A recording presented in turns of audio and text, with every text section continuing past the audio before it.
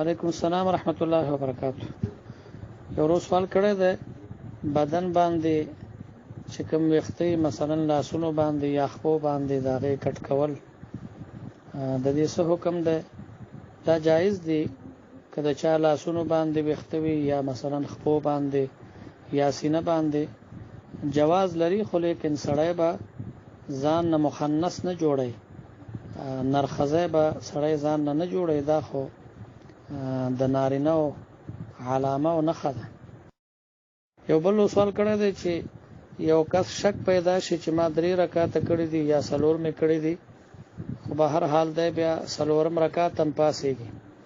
نو چې شک پیدا شي نو کچرته دا و چې دی په خپل ترتیب باندې صحیح روانو، مثلا کړي حقیقت کې 3 او یو بل ور سره یو ځای ک 4 پوره کړو، بیا سلام وګرځاو بغیر د سجده سهو نه، بیا خو مون صحیح ده.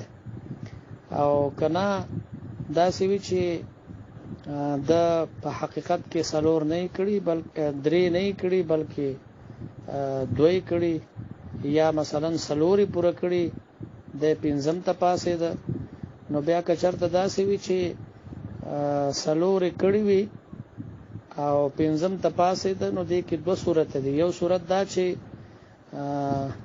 د 4 رکعات نه پس قاعده کړي، بیا 5م ته پاسې د 5م مخ، نو بیا په اخر کې سجده سهو کوي، او چې سجده سهو و نه کړه نو مونږ نه دی شوی، بیا به کوي.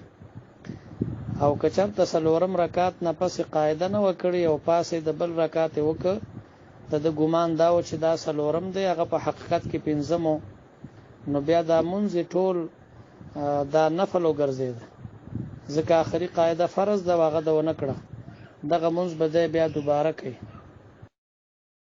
سوال کړی دی په 9 او 10 محرم باندې وای شیعاګان دلته شوده ورکي خلکو ته، د شیعاګانو شوده او د غي شربتونه سکل او د غي خوراکونه کول دا ټول ناروا دي.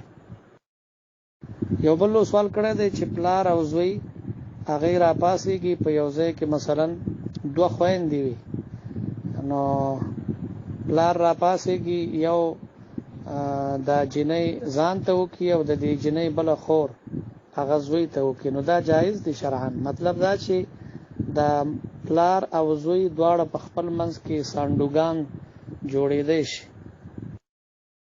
یو بل سوال کړی دی چې یو کس چاته درهم ورکړیو سو وخت مخکې، اوس هغه درهمو کې ډیر فرق راغلی دی، اوس دا غي څوک نشته دی دلته چې درهم ورکي، نو کاغه ژوندې وی رابطه ورسره یا وارثان وي، وارثانو ته د درهم راولي یا چې کله راتلو ځان سره دی راوړي. خو بل فرض کچره د پاکستانی روپی ورکي، نو په کوم ورځ باندې چې رالیږي په دغه ورځ باندې چې د درهمو کم ریټ وي دا ماغه ریټ مطابق ورته پاکستانی روپی رالیږي.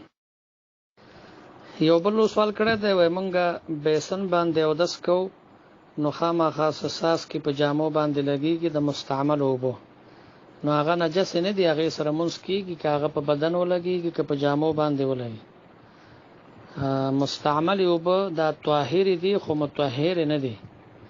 طاهر مطلب دا دی چې پاک دي که جامو باندې ولګي یا بدن باندې مونږ سره کیږي، خو مطهر نه دي. یعنی که دغه اوبو سره په یو لوخي کې جمع کې مستعمل اوبو په دې باندې او دس کوي، نو دس پنه کیږي. پښتو کې په اسانه الفاظ باندې پاک دي خو پاکون کې نه دي.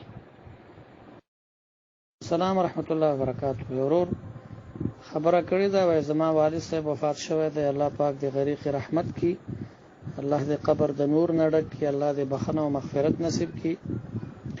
او وای زما سړی ډیر غمگین دی، نو دا خو طبيعي تور باندې سړی خامخا خفقېږي، خدا دې چې دا حق لار ده او د دې نه هیڅ څوک نه پاتې کیږي، او داغه د پاره دغه نیټه مقرر و، او سړی به په دې باندې ځان ته تسلی ورکړي چې پیغمبران الله پاک ته په ټول مخلوق کې خوښ خلګو، پیغمبران نه دي پاتې شوی دنیا کې.